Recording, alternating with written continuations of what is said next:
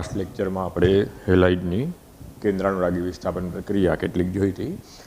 જે કેન્દ્રાનુરાગી વિસ્થાપન પ્રક્રિયાઓ આપણે ભણ્યા છે એનું રિવિઝન કરી અને જે બાકી છે એમાં આગળ વધીએ. તો આપણે જાણીએ છીએ કે હેલાઇડ સંયોજનો સ્વભાવે ધ્રુવીય હોય, જેમાં કાર્બન આંશિક ધન વીજભારિત અને હેલોજન આંશિક ઋણ વીજભારિત હોય. આથી જો કોઈ અસમપ્રક્રિયક સાથે હેલાઇડ સંયોજનની પ્રક્રિયા કરો તો પ્રક્રિયકમાંથી જે કેન્દ્રાનુરાગી ભાગ છે એ કાર્બનના આંશિક ધન વીજભાર પ્રત્યે આકર્ષાય, તેના ઉપર આક્રમણ કરે, પરિણામે હેલાઇડનું વિસ્થાપન થાય. તો આવી પ્રક્રિયાઓને કેન્દ્રાનુરાગી વિસ્થાપન પ્રક્રિયાઓ કહેવામાં આવે, જેને ન્યુક્લિયોફિલિક સબસ્ટિટ્યુશન રિએક્શન એવા નામથી ઓળખાય. એટલે એને ટૂંકમાં એસએન પ્રક્રિયા તરીકે પણ લખી શકાય. એસએનનો મતલબ આમ થાય ન્યુક્લિયોફિલિક સબસ્ટિટ્યુશન રિએક્શન. હવે દાખલા તરીકે ન્યુક્લિયોફાઇલ તરીકે જો હું OH માઇનસ આયન ધરાવતું કોઈ પ્રક્રિયક લઉં, દાખલા તરીકે આલ્કલી હાઇડ્રોક્સાઇડ લઈ લો જલીય દ્રાવણમાં, સોડિયમ હાઇડ્રોક્સાઇડ કે પોટેશિયમ હાઇડ્રોક્સાઇડ, તો એમાં આ કેન્દ્રાનુરાગી પ્રક્રિયક હોવાથી હેલાઇડ સાથેની પ્રક્રિયાથી આલ્કોહોલ બનાવે. આલ્કલી હાઇડ્રોક્સાઇડ ના લીધું હોય તો પાણી સાથેની પ્રક્રિયાથી પણ આલ્કોહોલ સંયોજન બની શકે, કારણ કે પાણી પણ એક કેન્દ્રાનુરાગી પ્રક્રિયક તરીકે વર્તે. એવી જ રીતના આપણે એવું ભણ્યા હતા કે જો ન્યુક્લિયોફાઇલ તરીકે સાયનાઇડ લીધું હોય તો જો આલ્કોહોલિક એસિયન સાથે પ્રક્રિયા કરીએ તો હેલાઇડમાંથી સાયનાઇડ અથવા નાઇટ્રાઇલની પદ તરીકે મળે. છેલ્લે એવું ભણ્યા હતા કે સાયનાઇડ છે ઉભયદંતી કેન્દ્રાનુરાગી આયન કહેવાય. એટલે જો પોટેશિયમ સાયનાઇડ સાથે પ્રક્રિયા કરી હોય તો આયનિક સંયોજન હોવાથી કાર્બન છે એ ન્યુક્લિયોફાઇલ તરીકે વર્તી અને સાયનાઇડ આપે. પણ જો એજીસીએન હોય તો એ સહસંયોજક સંયોજન હોવાથી આ બંધનું વિઘટન થવાને બદલે નાઇટ્રોજન અબંધકારક ઇલેક્ટ્રોન યુગ્મ ધરાવતું હોવાથી નિપજ આઇસોસાયનાઇડ મળે. એટલે આમ આને ઉભયદંતીય કેન્દ્રાનુરાગી આયન કહેવાય. એટલે જો હેલાઇડની આલ્કોહોલિક એસિયન સાથે પ્રક્રિયા કરીએ તો સાયનાઇડ અથવા નાઇટ્રાઇલ મળે, અને જો હેલાઇડની આલ્કોહોલિક સિલ્વર સાયનાઇડ સાથે પ્રક્રિયા કરીએ તો આઇસોસાયનાઇડ અથવા આઇસોનાઇટ્રાઇલની પદ મળે. આ જ વસ્તુ આપણે NO2 આયન માટે ભણ્યા હતા કે જો KNO2 લીધું હોય તો એનું આયનીકરણ થવાથી આ આયન ઉત્પન્ન થાય. એટલે આમાંય ઉભયદંતીય કેન્દ્રાનુરાગી આયન કહેવાય કે આમાં ઓક્સિજન છે એ ન્યુક્લિયોફાઇલ તરીકે વર્તી અને આલ્કાઇલ નાઇટ્રાઇડ નિપજ તરીકે આપે. પણ જો એ જ જગ્યાએ મેં AgNO2 લીધું હોય તો AgNO2માં નાઇટ્રોજન છે એ ન્યુક્લિયોફાઇલ તરીકે આ લોન પેર ઇલેક્ટ્રોનને કારણે વર્તે, અને તો નિપજ તરીકે કાર્બન સાથે નાઇટ્રોજન જોડાવાથી નાઇટ્રો આલ્કેન બને. તો આને ઉભયદંતીય કેન્દ્રાનુરાગી આયન કહેવામાં આવે. એટલે ખાસ ધ્યાન રાખવાનું કે આપણને પ્રક્રિયા દરમિયાન કયો પ્રક્રિયક આપેલો છે. જો પોટેશિયમ નાઇટ્રેટ આપેલું હોય તો આલ્કાઇલ નાઇટ્રાઇટ નિપજ તરીકે મળે, અને સિલ્વર નાઇટ્રાઇટ આપેલું હોય તો નાઇટ્રો આલ્કેન નિપજ તરીકે મળે. આ ઉપરાંત આ વસ્તુ યાદ રાખવાની કે આ બંનેને એકબીજાના ક્રિયાશીલ સમૂહ સમઘટકો કહેવાય. સાયનાઇડ અને આઇસોસાયનાઇડ આપ્યું હોય તો એને ક્રિયાશીલ સમૂહ સમઘટક કહેવાય. આલ્કાઇલ નાઇટ્રાઇટ અને નાઇટ્રો આલ્કેનને પણ એકબીજાના ક્રિયાશીલ સમૂહ સમઘટકો કહેવાય.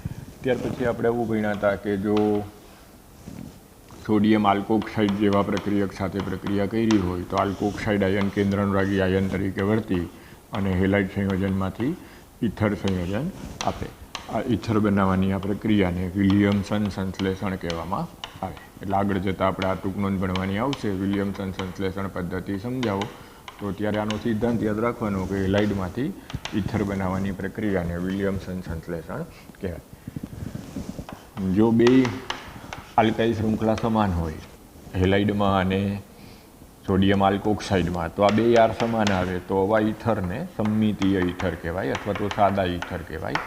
અને જો આ બે અલગ અલગ હોય, દાખલા તરીકે અહીંયા ઇથાઇલ ક્લોરાઇડ હોય ને અહીંયા સોડિયમ મિથોક્સાઇડ હોય, તો બે યાર અલગ અલગ આવે તો આવા ઇથરને મિશ્ર ઇથર અથવા તો અસમમિતીય ઇથર કહેવામાં આવે. એટલે વિલિયમસન સંશ્લેષણ છે એ ઇથર બનાવવા માટે ઉપયોગી થાય. ત્યાર પછી ફિંકલસ્ટાઇન પ્રક્રિયા અને શ્વાસ પ્રક્રિયા ભણ્યા હતા કે એ હેલાઇડ વિનિમયની પ્રક્રિયા છે.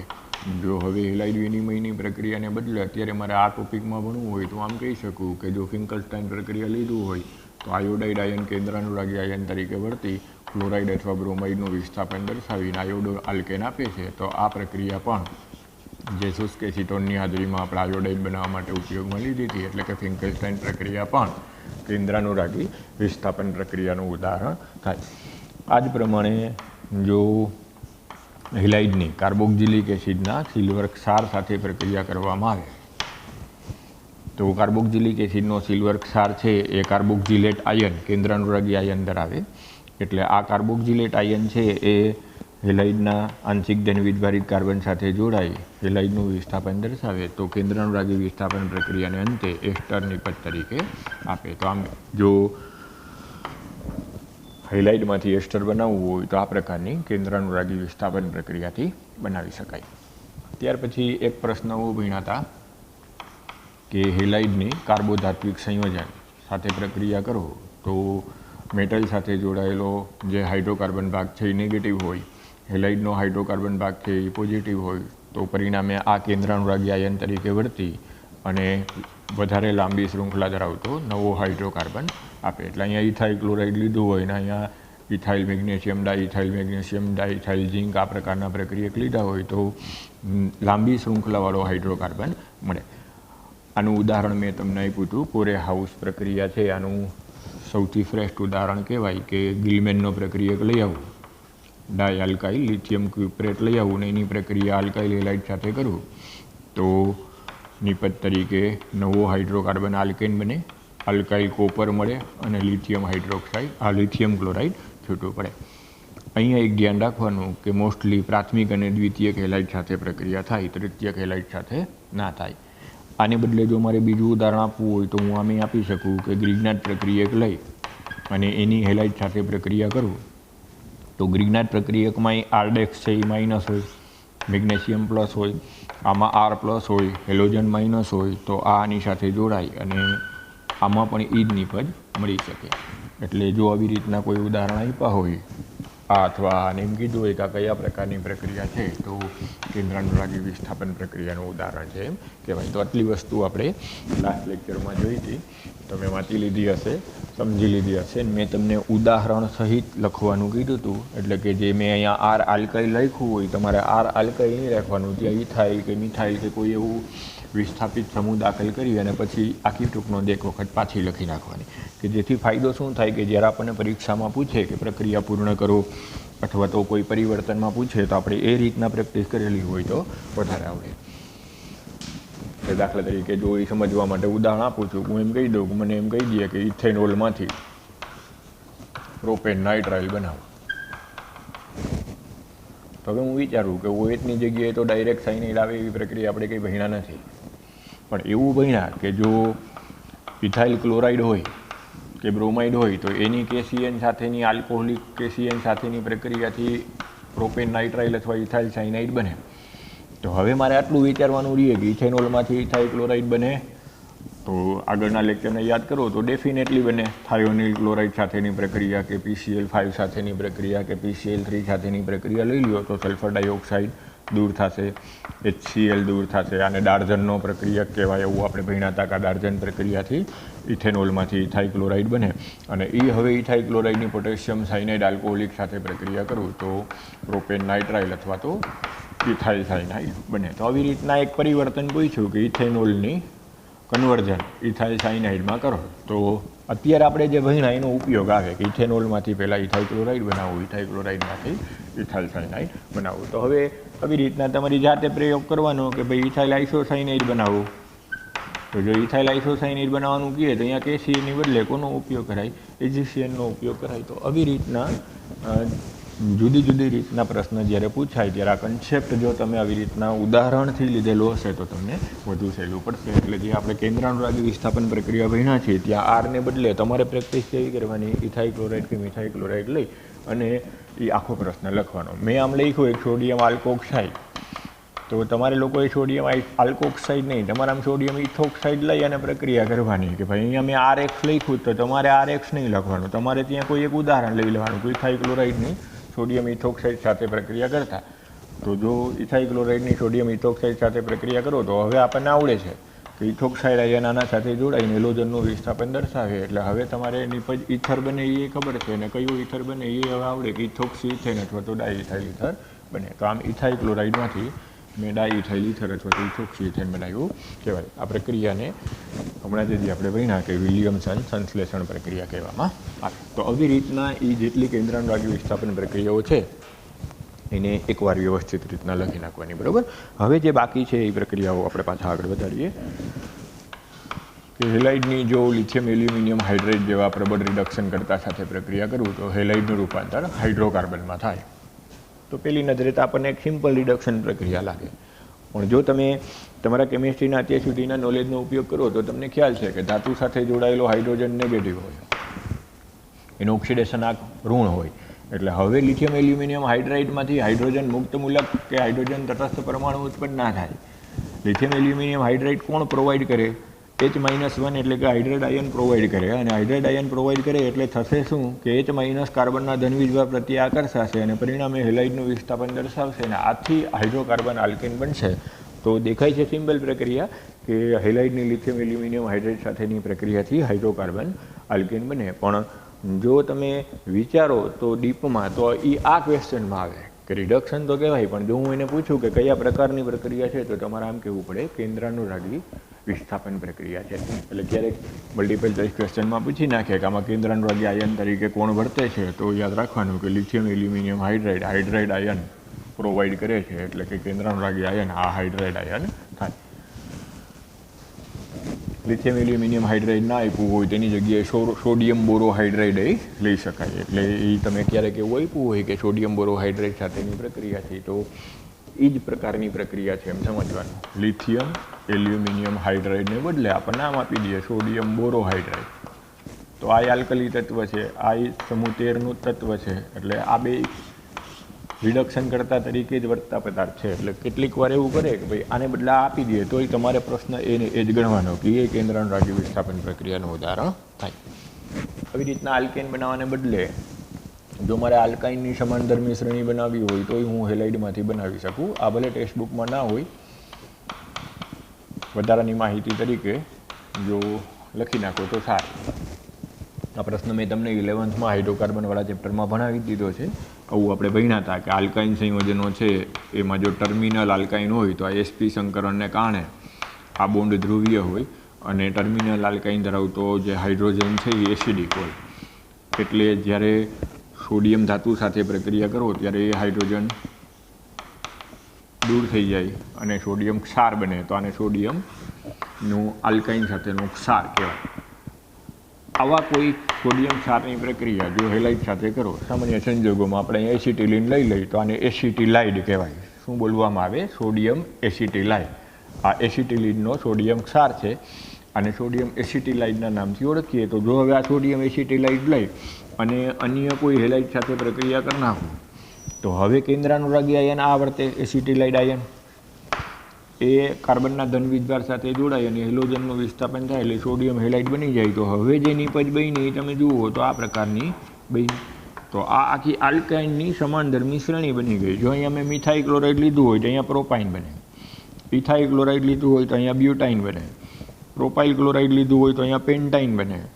જે અહીંયા હેલાઇડ લીધો હોય એ પ્રમાણની આખી સમાનધર્મી શ્રેણી બને. પણ એક શક્યતા એટલી ખરી કે ભાઈ ટર્મિનલ આલ્કાઇન બને, ટૂંકમાં 1 પેન્ટાઇન બને, 1 બ્યુટાઇન બને. તમે 2 પેન્ટાઇન બનાવવા માગતા હો તો ના બને, કારણ કે આ જે છે એ ટર્મિનલ આલ્કાઇન થાય. હા, જો તમારે એ ન કરવું હોય તો અહીંયા બીજો R લઈ અને વચ્ચે ત્રિબંધ જોઈતો હોય તો લઈ શકાય. એસિટિલિન ના લીધું હોય ને અહીંયા હું R વાળું લઈ લઉં, ટૂંકમાં પ્રોપાઇન લઈ લઉં, તો એક શક્યતા આવે કે વચ્ચે ત્રિબંધ આવે. જો એસિટિલિન લીધું હોય તો તમને ટર્મિનલ આલ્કાઇનની આખી સિરીઝ મળે. એટલે આ પ્રક્રિયા છે એ ઘણીવાર કોમ્પિટિટિવ એક્ઝામમાં પૂછાયેલી છે, સ્પર્ધાત્મક પરીક્ષામાં ઘણીવાર પૂછાયેલી છે, એટલે નોંધી લેજો. IMP જનરલી તો એસિટિલિનવાળી પ્રક્રિયાનો જ વધારે ઉપયોગ થાય. એટલે આપણે અત્યારે આજે હું બોલ્યો એના માટેની આ ઇમ્પોર્ટન્સ રાખવાનું કે ટર્મિનલ આલ્કાઇનની આખી સમાનધર્મી શ્રેણી તમારે હેલાઇડમાંથી બનાવવી હોય તો આવા કેન્દ્રાનુરાગી આયન સાથેની પ્રક્રિયાથી બની શકે. આપણે ક્યાં ભણ્યા હતા જો તમે યાદ કરો ને તો મેં તમને આ વસ્તુ આલ્કાઇનના એસિડિક સ્વભાવ વખતે શીખડાવી હતી કે આલ્કાઇન છે એ સ્વભાવ એસિડિક છે એ તમે આ પ્રક્રિયા ઉપરથી સાબિત કરી શકો. અત્યારે હવે આપણે એની ઉપયોગિતા લીધી કે આલ્કાઇનના એસિડિક સ્વભાવને કારણે જો આવી રીતના એસિટિલિનનો સોડિયમ ક્ષાર લઈ લ્યો તો હેલાઇડ સાથેની કેન્દ્રાનુરાગી વિસ્થાપન પ્રક્રિયાથી આખી આલ્કાઇનની સમાનધર્મી શ્રેણી આપે. એટલે જો હજી ન ક્લિયર થતું હોય તો હું ઉદાહરણ દઈને સમજાવું કે મારી આગળ ઇથાઇલ ક્લોરાઇડ છે, તમારી આગળ એસિટિલિનનો સોડિયમ ક્ષાર છે. હવે જો આ બેની પ્રક્રિયા કરો તો એસિટિલિનના સોડિયમ ક્ષારમાંથી કેન્દ્રાનુરાગી આયન હેલાઇડ સાથે જોડાય એટલે હવે જે નિપજ બને એ આવી રીતની બને. તો આ જે નિપજ બની એને બ્યુટ 1 આયન તરીકે ઓળખવામાં આવે. તો આવી રીતના જુદા જુદા હેલાઇડ લઈ લ્યો તો એના અનુવર્તી આલ્કાઇન સંયોજન તમને મળતા રહીએ. તો હું ક્યારેક આ ઉદાહરણ આપીને પૂછું કે આ કયા પ્રકારની પ્રક્રિયા છે, તો તમારો જવાબ હોવો જોઈએ કે કેન્દ્રાનુરાગી વિસ્થાપન પ્રક્રિયા છે. એટલે ટેક્સ્ટબુકમાં અત્યારે ભલે નથી, પણ હું હાઇડ્રોકાર્બનવાળા પાઠમાં છે એમ માનીને અત્યારે લખી નાખજો, અવગણતા નહીં. આ પ્રશ્ન ઘણીવાર કોમ્પિટિટિવ એક્ઝામમાં આવેલો છે. ત્યાર પછી કોઈ પણ હેલાઇડની જો એમોનિયા સાથે પ્રક્રિયા કરવામાં આવે તો એમોનિયા છે એ લોન પેરને કારણે અબંધકારક ઇલેક્ટ્રોન યુગ્મને કારણે લુઈસ બેઝ એટલે કે કેન્દ્રાનુરાગી પ્રક્રિયક તરીકે વર્તે અને હેલાઇડ સંયોજનમાં R+ લુઈસ એસિડ તરીકે વર્તે. પરિણામે આના ઉપર હુમલો કરે, હેલોઇડનું વિસ્થાપન થાય, પરિણામે જે નિપજ બને તે પ્રાથમિક એમાઇન બને.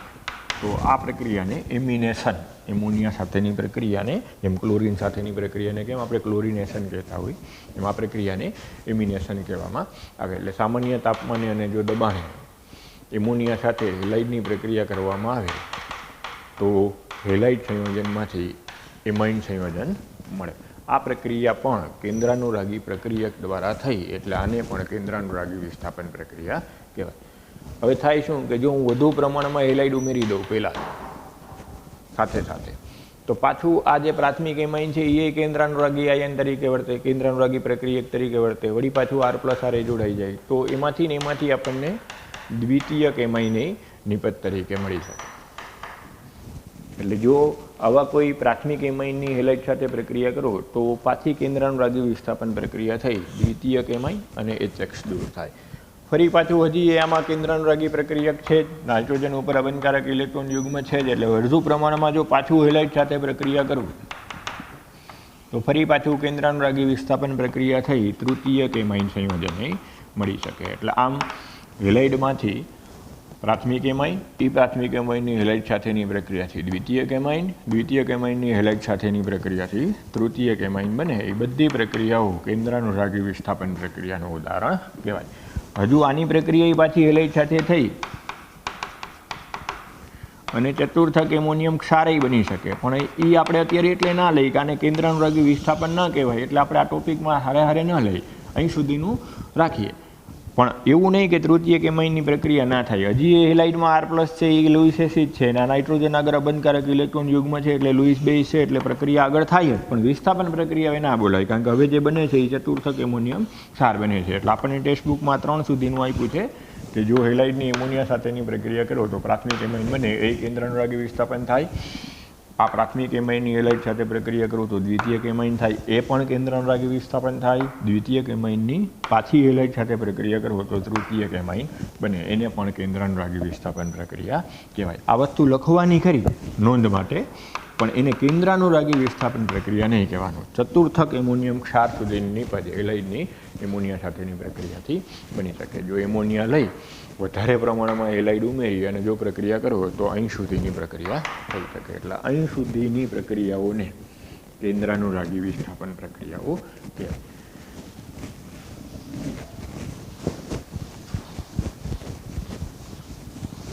ત્યાર પછી હમણાં જે મેં એસ્ટર બનાવવાની પ્રક્રિયા આપી કે કાર્બોક્સિલિક એસિડના સિલ્વર ક્ષારની હેલાઇડ સાથે પ્રક્રિયા કરો તો આ કેન્દ્રાનુરાગી આયન તરીકે વર્તે અને એસ્ટર સંયોજન બનાવે. તો આવી જ એક પ્રક્રિયા જે અત્યારે આનું હારે હું ઉલ્લેખ કરું છું એ નોંધાય તો નોંધી લેજો, લખી નાખજો. હંસ-ડીકર પ્રક્રિયા આ ઘણીવાર પૂછાય છે. આના જેવી જ છે એટલે સાથે સાથે ભણાવી દઉં છું. ટેક્સ્ટબુકમાં નથી પણ JEE માટે અને નીટ માટે કામની છે. થોડીક વાર 2-3 વાર પૂછાયેલી પણ છે અને હેલાઇડની બનાવટ માટે ઉપયોગી છે એટલે એક નોંધ તરીકે આને લખી નાખો તો સારું. કે જો કાર્બોક્સિલિક એસિડનો સિલ્વર ક્ષાર લઈ અને એની બ્રોમિન અથવા ક્લોરિન, મોસ્ટલી તો બ્રોમિનનો જ ઉપયોગ થાય, ક્લોરિન માટે ઓછી વપરાય પણ સૌથી વધારે બ્રોમિન માટે વપરાય. તો જો બ્રોમિન સાથે પ્રક્રિયા કરો CCl4 દ્રાવકમાં સહેજ ગરમ કરો તો ડીકાર્બોક્સિલેશન પ્રક્રિયા થઈ જાય, કાર્બન ડાયોક્સાઇડ દૂર થઈ જાય, સિલ્વર બ્રોમાઇડ મળી જાય અને બ્રોમો આલ્કેન અથવા તો આલ્કાઇલ બ્રોમાઇડની પદ મળે. એટલે જે રીતના આપણે એમ કહેતા હતા કે આયોડાઇડ બનાવવા માટે ફિંકલસ્ટાઇન પ્રક્રિયા વધુ વપરાય, ક્લોરાઇડ બનાવવા માટે સ્વાર્ટ્સ પ્રક્રિયા વપરાય, એમ જો બ્રોમો આલ્કેન પર્ટિક્યુલરલી બનાવવું હોય તો આ કાર્બોક્સિલિક એસિડના સિલ્વર ક્ષારની બ્રોમિન સાથેની પ્રક્રિયાથી ઇઝીલી બની શકે. આ પ્રક્રિયાને બોરોડિન હન્ટ્સ-ડીકર પ્રક્રિયા કહેવામાં આવે. એટલે ઘણીવાર આ પ્રશ્ન પૂછાય છે કે આ આપ્યું હોય અને એમ કીધું હોય આ પ્રક્રિયાનું નામ આપો, તો પ્રક્રિયાનું નામ તમારે હન્ટ્સ-ડીકર પ્રક્રિયા આપવાનું. આ ક્યાં લખી નાખજો, આપણે જે હેલાઇડની બનાવટ બન્યા ને ત્યાં ઉમેર દેજો કે જો બ્રોમો આલ્કેન બનાવવું હોય તો કાર્બોક્સિલિક એસિડનો સિલ્વર ક્ષાર જેમાં એસ્ટર બનાવવા માટે વપરાય એમ કાર્બોક્સિલિક એસિડનો સિલ્વર ક્ષાર બ્રોમો આલ્કેન બનાવવા માટે વપરાય. અહીંયા ક્લોરીન લઈ તો ક્લોરાઇડ બને, પણ ક્લોરીન બનાવવા માટે તો આપણી આગળ ઘણી બધી મેથડ છે. ખાસ કરીને ક્લોરિનેશન ડાયરેક્ટલી જ આપણે કરતા હોઈએ એટલે ક્લોરીન બનાવવા માટે જનરલી આ પ્રક્રિયા ઓછી ઉદાહરણમાં આવે. બ્રોમો આલ્કેન બનાવવા માટે આનો ઉપયોગ વધારે થાય. હા, આયોડિન સાથે આ પ્રક્રિયા ના થાય એટલે આયોડિન ક્યારે અહીંયા લઈ શકાય નહીં. તો હન્ટ્સ-ડીકર પ્રક્રિયા આવું લખી અને આપણે જે આ હેલાઇડની બનાવટવાળો પ્રશ્ન ભણ્યા હતા ત્યાં ઉમેરી દેજો. હવે જે આપણે કેન્દ્રાનુરાગી વિસ્થાપન પ્રક્રિયા ભણ્યા કે આલ્કાઇલ હેલાઇડની કોઈ પણ ન્યુક્લિયોફાઇલ સાથે પ્રક્રિયા કરો તો ન્યુક્લિયોફિલિક એટેકથી ન્યુક્લિયોફિલિક પાર્ટ છે એ હાઇડ્રોકાર્બન સાથે જોડાય હેલાઇડનું વિસ્થાપન દર્શાવે અને આવી પ્રક્રિયાઓને ન્યુક્લિયોફિલિક સબસ્ટિટ્યુશન રિએક્શન કહેવાય. તો વાત સાચી. ચાલો હવે આપણે ઉદાહરણ લઈ કે દાખલા તરીકે ઇથેલ ક્લોરાઇડ છે એની પ્રક્રિયા OH- સાથે થઈ અને ઇથેનોલ બન્યું અને ક્લોરાઇડનું વિસ્થાપન થયું. તો પ્રશ્ન તમને આવો થાય કે સર અહીંયા તો ઇથાઇલ ક્લોરાઇડની જગ્યાએ હું તૃતીયક બ્યુટાઇલ લઈ શકું, એલાઇલિક ક્લોરાઇડ લઈ શકું, વિનાઇલિક ક્લોરાઇડ લઈ શકું, બેન્ઝાઇલિક ક્લોરાઇડ લઈ શકું, મિથાઇલ ક્લોરાઇડ લઈ શકું. તો બધામાં નિપજ તો આલ્કોહોલ જ બને, પણ બધામાં એક સરખી રીતના પ્રક્રિયા થાય તો તમારો પ્રશ્ન સાચો છે કે હેલાઇડની જે આ વિસ્થાપન પ્રક્રિયાઓ છે એ રાસાયણિક ગતિકીથી જો આપણે ડીપમાં ભણીએ, ક્રિયાવિધિના અનુસંધાનમાં જો ડીપમાં ભણીએ, ઊંડાણપૂર્વક ભણીએ, પ્રક્રિયા વેગ અને એને અસર કરતા પરિબળોને બધાને ધ્યાનમાં લઈ અને જો કેમિકલ કાઇનેટિક્સથી હેલાઇડની આ કેન્દ્રાનુરાગી વિસ્થાપન પ્રક્રિયાની જો ક્રિયાવિધિ આપવાનો પ્રયત્ન કરીએ તો કેન્દ્રાનુરાગી વિસ્થાપન પ્રક્રિયા બે જુદી જુદી ક્રિયાવિધિથી થતી જોવા મળે છે. એટલે હવે આપણે જે પ્રશ્ન ભણવાનો છે એ કેન્દ્રાનુરાગી વિસ્થાપન પ્રક્રિયાની ક્રિયાવિધિ ભણવાનો છે કે જે એસેન પ્રક્રિયા છે એ કઈ કઈ ટાઈપની મિકેનિઝમથી આગળ વધી શકે એ આજના લેક્ચરમાં સમજવાનું છે. અને મોસ્ટ IMP ટોપિક આમાંથી મોટે ભાગે MCQ હોય જ છે અને ગુજરાત બોર્ડમાં પણ થિયરીના અનુસંધાનમાં પણ આ પ્રશ્ન અગત્યનો ગણાય.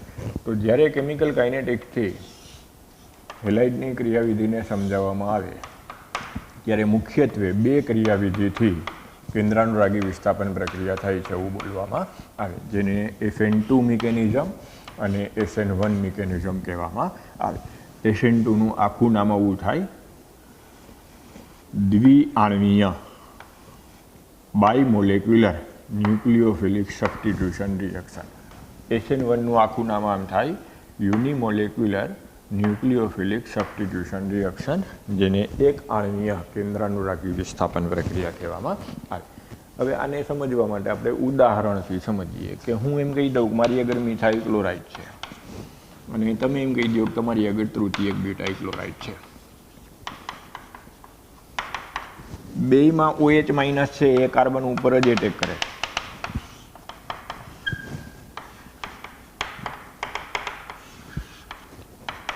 પરિણામે હેલોજનનું વિસ્થાપન થાય છે અને બેમાં આપણને આલ્કોહોલની પદ મળે છે. હવે જો તમે અત્યાર સુધીના આપણા કેમિસ્ટ્રીના ફંડામેન્ટલ ઓર્ગેનિક કેમિસ્ટ્રીનું જે નોલેજ છે એને ધ્યાનમાં લ્યો તો તમે જોઈ શકો કે સર આ બેના કાર્બનની ગુણવત્તામાં ઘણો બધો ફરક છે. એટલે જે OH- કેન્દ્રાનુરાગી આયનનો એટેક છે એ સમાન રીતથી એટલે નથી થતો. કઈ રીતના ફરક છે તો પેલું તમે મને એમ કહી શકો કે સર આમાં 3 મિથાઇલ સમૂહ છે એટલે એના 9 હાઇડ્રોજનની હાઇપર કોન્જ્યુગેશન અસરથી આ કાર્બ કેટાયન થાય હોય. તૃતીયક બ્યુટાઇલ કાર્બન જે છે બ્યુટાઇલ ક્લોરાઇડનો જે આંશિક જનવિભાજિત કાર્બન છે જેના ઉપર OH- એટેક કરે છે એનો આ કાર્બ કેટાયન હાઇપર કોન્જ્યુગેશનને કારણે થાય છે.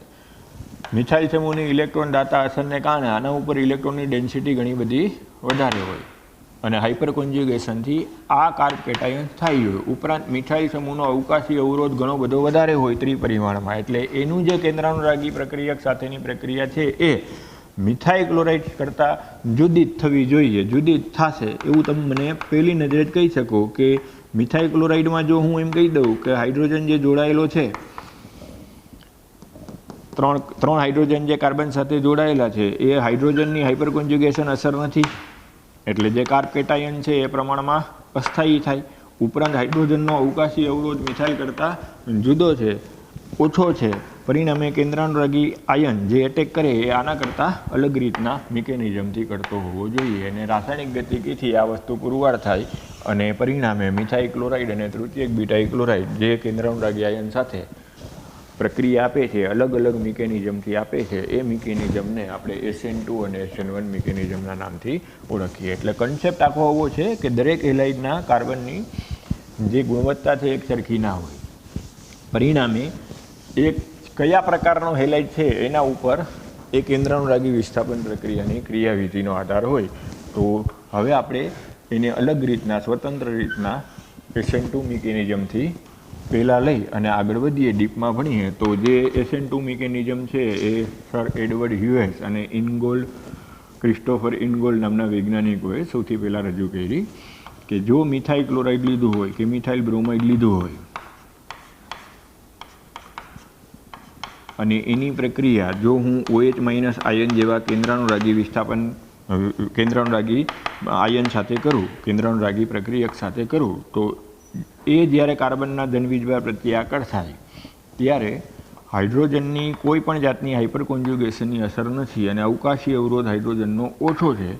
એટલે જ્યારે આ એટેક કરશે ત્યારે કાર્બ કેટાયન અસ્થાયી હોવાથી આ બંધનું સીધું જ વિખંડન નહીં થાય, સીધું જ વિષમભાગી વિભાજન નહીં થાય, પ્લસ અને માઇનસમાં નહીં રૂપાંતર પામે, કારણ કે મિથાઇલ કેટાયન સ્થાયી નથી. એટલે જ્યારે આની પ્રક્રિયા થઈ અને આલ્કોહોલ નિપજ બને ત્યારે આ પ્રક્રિયા વાસ્તવમાં સમાંતર એક જ તબક્કામાં થતી હશે, આવું સૌથી પહેલાં આ મિકેનિઝમથી સજેસ્ટ કરવામાં આવ્યું કે જેવો OH- કાર્બનના ધનવીજભાર પ્રત્યે આકર્ષાય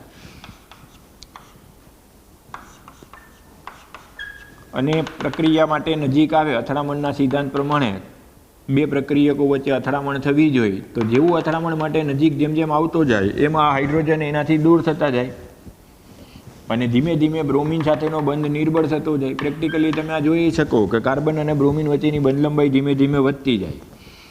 આ OH- આના સાથે અથડામણ માટે નજીક જેમ જેમ આવતું જાય એક નિર્બળ બંધથી આકર્ષાતું જાય અને પરિણામે એક સંક્રાંતિ અવસ્થા બને. આ કાલ્પનિક એક સંક્રાંતિ અવસ્થા બને. કાલ્પનિક એટલે બોલું છું કે કાર્બનની સંયોજકતા કોઈ દિવસ 5 ના હોય, પણ છતાંય આપણે એટલે સ્વીકારીએ કે અહીંયા જે 109 ડિગ્રી 28 મિનિટનો બંધ કોણ છે એ 120નો થઈ ગયેલો જોવા મળે. આ જે બંધ લંબાઈ છે એ મેક્સિમમ બંધ લંબાઈએ પહોંચે ત્યારે આનું વિઘટન થાય. એટલે એનો મતલબ કે એક કાલ્પનિક અવસ્થા આવી આવે છે કે OH- ધીમે ધીમે કાર્બન સાથે જોડાતું જાય છે, બ્રોમિન છે જે વિસ્થાપિત સમૂહ છે એ ધીમે ધીમે કાર્બનથી દૂર થતો જાય છે અને જ્યારે અથડામણ થાય ત્યારે એક સંક્રાંતિ અવસ્થા બને છે. આ સંક્રાંતિ અવસ્થા અસ્થાયી છે કારણ કે કાર્બનની 5 સંયોજકતા સ્થાયી ન હોય. એટલે હવે આ બ્રોમિનની બંધ લંબાઈ કાર્બન સાથેની નિર્બળ બની, આ બંધ ધીમે ધીમે મજબૂત બન્યું એટલે આ વિસ્થાપિત થઈ અને પાછું ચતુષ્ફલકીય આલ્કોહોલ નિપજ મળે. તો આ આખી જે મિકેનિઝમ છે એ એક જ તબક્કામાં થાય. આ મિકેનિઝમમાં એમ સમજાવવામાં આવે કે કાર્બ કેટાયન અસ્થાયી છે, હાઇડ્રોજનનો અવકાશી અવરોધ ઓછો છે એટલે OH- સરળતાથી આના સાથે ધીમે ધીમે એટેચ થતું જશે. શરૂઆતમાં sp3 સંકરણને કારણે બંધકોણ 109 ડિગ્રી 28 મિનિટનો છે.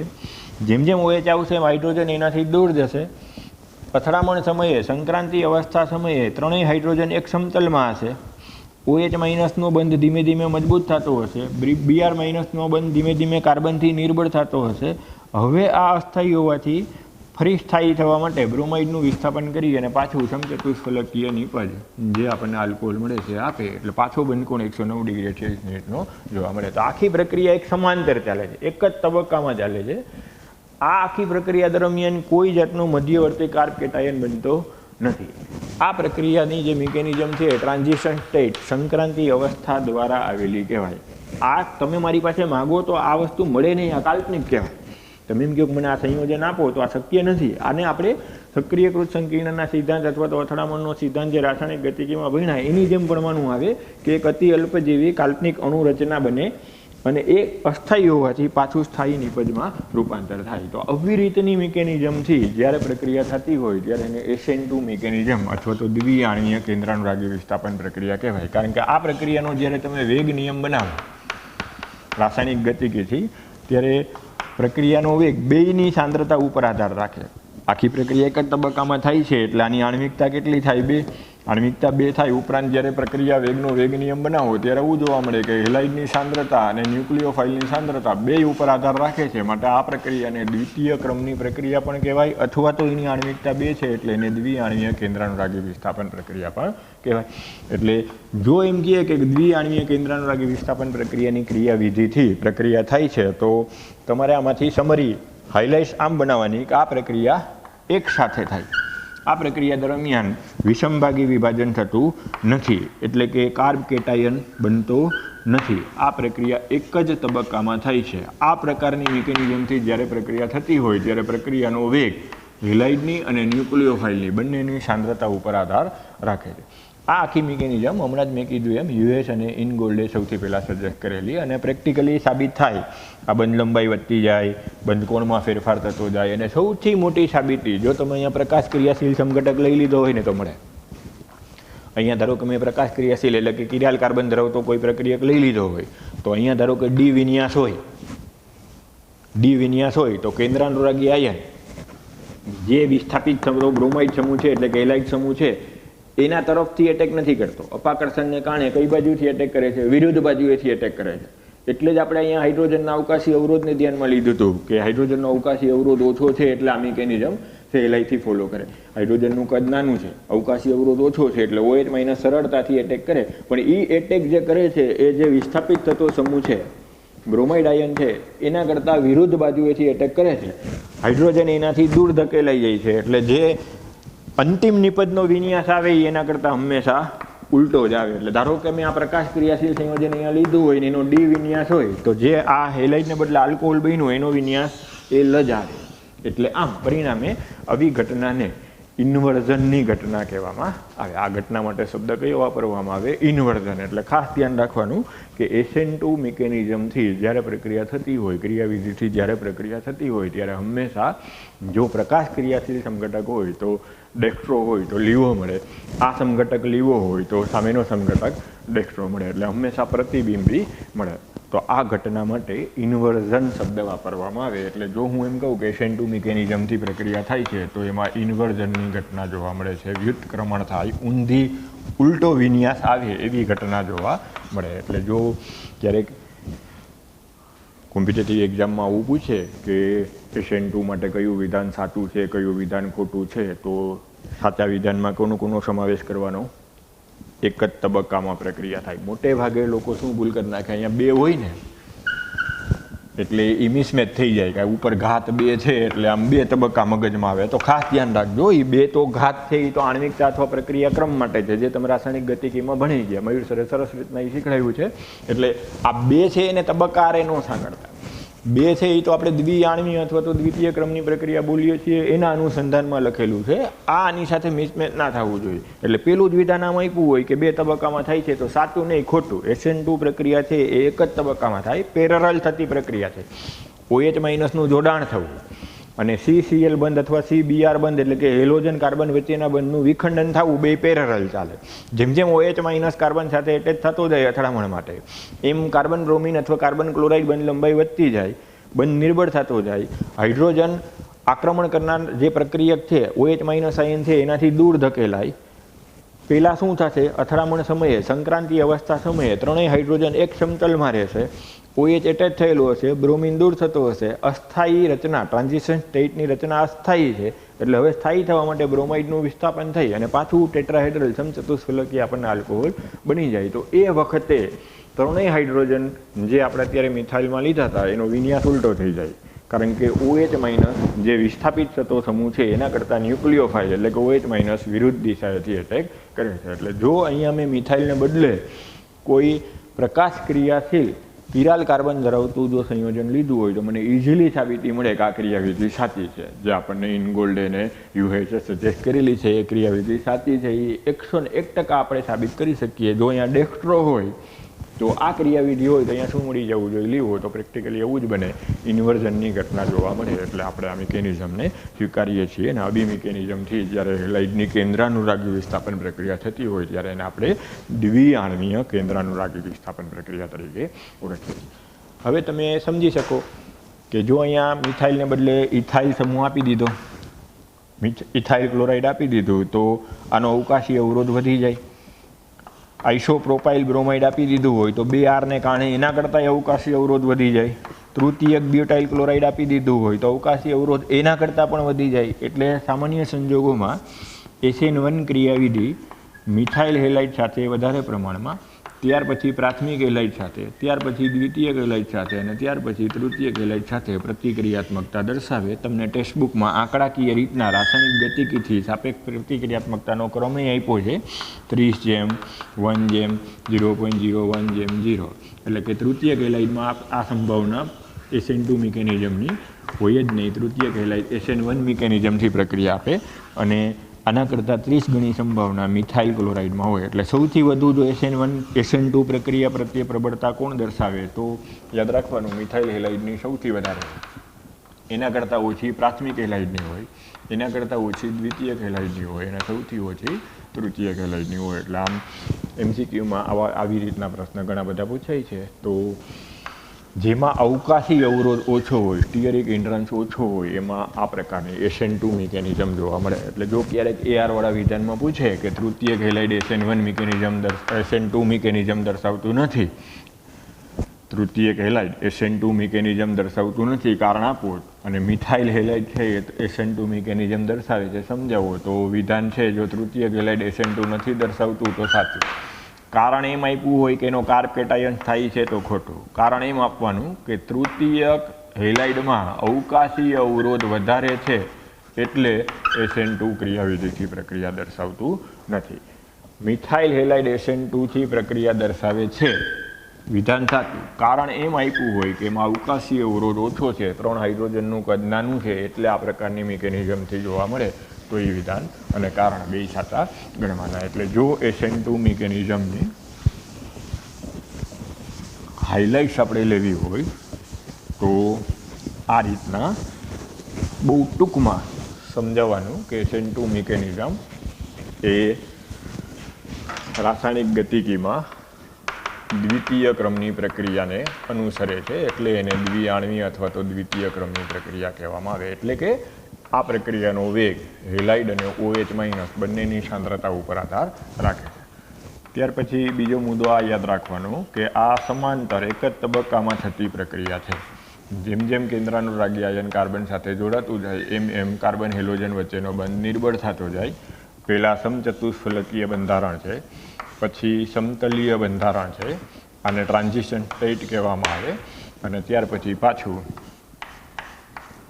ચતુષ્ફલકીય બંધારણ આવે, પણ આખો વિન્યાસ ઉલટાઈ જાય, એટલે કે ઇન્વર્ઝનની ઘટના જોવા મળે. આ પ્રક્રિયા એક જ તબક્કામાં થાય છે, એટલે મધ્યવર્તી કાર્બ કેટાયન આ મિકેનિઝમ દરમિયાન બનતું નથી.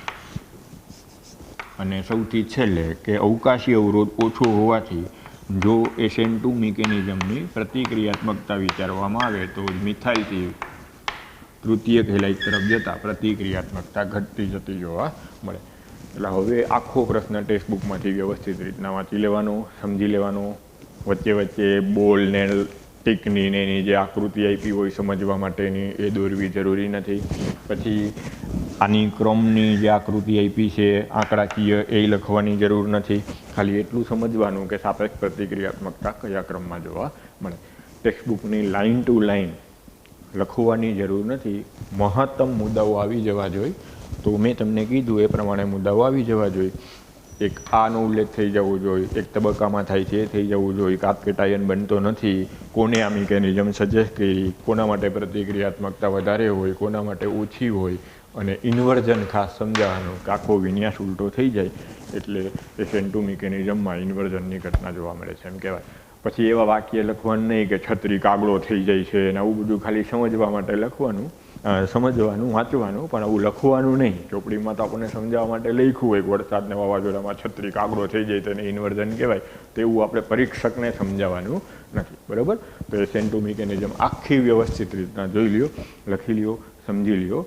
હવે આપણે આગળ નેક્સ્ટ લેક્ચરમાં SN1 મિકેનિઝમ ભણશું. જય શ્રી કૃષ્ણ.